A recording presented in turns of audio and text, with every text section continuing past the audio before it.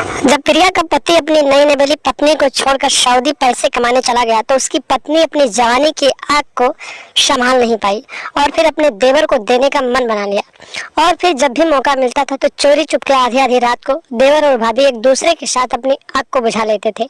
लेकिन एक दिन ये दोनों अपनी आग को बुझा रहे थे, तभी अचानक उसके ससुर ने इन दोनों को देख लिया और फिर जो हुआ आप लोग खुद देख लीजिए। नमस्कार दोस्तों, स्वागत है आप सभी का हमारे एएसएन क्राइम अफेयर चैनल में।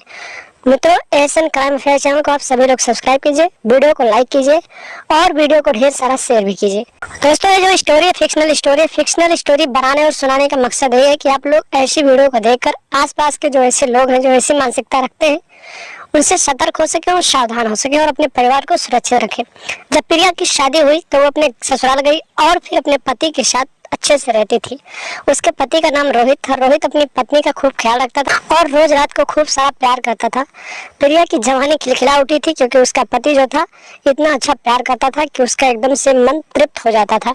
लेकिन एक साल ऐसे बीते गए और जब घर की बदहाली खराब होने लगी तो फिर रोहित पैसे कमाने के लिए सऊदी चला गया। जब सऊदी चला गया और उसे गए हुए 1 साल हो गया तो प्रिया रोज प्यार पाती थी। तो जब प्यार नहीं पाती थी तो फिर उसकी जवानी उफान मारने लगी और उसकी जवानी की जो ज्वाला थी भड़कने लगी। तो धीरे धीरे वो अपने देवर रोहित के करीब जाने लगी और रोहित भी अपनी भाभी को देखकर अलग इशारे करने लगा था। धीरे धीरे इनको मौका मिलने लगा और दोनों एक दूसरे की आग को बुझाने लगे। रोज रात को जब प्रिया का सास ससुर सो जाते थे तो फिर प्रिया अपने देवर के कमरे में चली जाती थी। प्रिया अपने देवर के कमरे में जाती थी तो उसका देवर उसके अच्छे से सर्विसिंग करता था जिससे उसकी आत्मा तृप्त हो जाती थी। जब प्रिया को प्यार मिलने लगा तो फिर से उसकी जवानी खिलखिलाने लगी और रोज रात को चोरी चुपके वो एक दूसरे की आग को बुझाने लगे। एक दिन की बात होती है, इसी तरीके से 2 महीने बीत जाते हैं और रात के करीब 2 बज रहे होते हैं। जब प्रिया के सास ससुर सो जाते हैं तो फिर वो अपने कमरे से उठते हैं और चुपके से अपने देवर के कमरे में पहुंच जाते हैं और फिर उसका देवर भी जब अपनी भाभी को पाता है तो फिर उसकी सर्विसिंग करने में देरी नहीं लगाता है। देवर अपनी भाभी का मोबाइल चेंज कर रहा था, तभी अचानक उसके ससुर जो होते हैं प्रिया के, वो किसी काम के लिए बाहर उठते हैं और फिर वो देखते हैं कि उसके छोटे बेटे के कमरे से कुछ आवाज आ रही है। फिर वो पास में जाकर देखते हैं तो अंदर का नजारा देखकर उनके पैरों तले जमीन खिसक जाती है। वो देखते हैं कि उनका छोटा बेटा जो है उनकी बहू प्रिया का मोबाइल चेंज कर रहा होता है।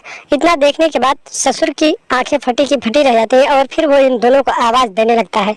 जब इन दोनों को लगता है कि बाबूजी ने देख लिया तो फिर ये दोनों एक दूसरे के साथ प्लान बनाते हैं और फिर सोचते हैं कि अगर बाबूजी ने कुछ कहा तो उनको रास्ते से हटा देंगे। अपने प्यार के बीच में रोड़ा पड़ रहे ससुर को उन दोनों ने प्लान के साथ अपने रास्ते से हटा दिया और फिर आधी रात को ही फरार हो गए। सुबह हुई जब लोगों को जानकारी मिली तो लोगों ने पुलिस को सूचना दी। पुलिस मौके पर पहुंची और फिर पुलिस ने लाश को पंचनामा करके पोस्टमार्टम के लिए भेजा और फिर देवर और भाभी की तलाश करने लगी। 15 दिनों तक तलाश करने के बाद पुलिस ने इन दोनों को हिरासत में लिया और फिर पूछताछ करने के बाद आगे की कार्रवाई के लिए दोनों को सलाखों के पीछे डाल दिया।